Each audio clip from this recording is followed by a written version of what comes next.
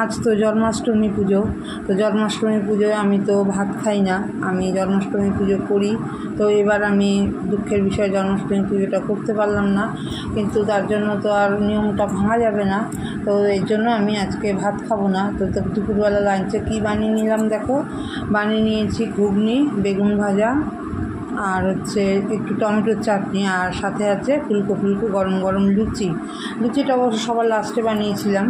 তো এখানে দেখো হাজব্যান্ড বেলে দিয়েছে লুচিগুলো, আর আমি রান্না শেষে সবার শেষে লুচিগুলো ভেজে নিয়েছি। তো গরম গরম ভেজে নিয়ে দুপুরবেলা তো লাঞ্চ নিয়ে বসে পড়লাম। আর লাঞ্চে দেখো গরম গরম লুচি, ফুলকো ফুলকো, আর ঘুগনি, বেগুন ভাজা, সাথে একটু টমেটোর চাটনি।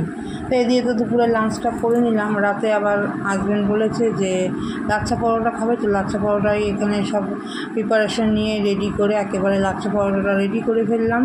তো রাতের ডিনারে লাচ্ছা পরোটা, ঘুগনি আর একটু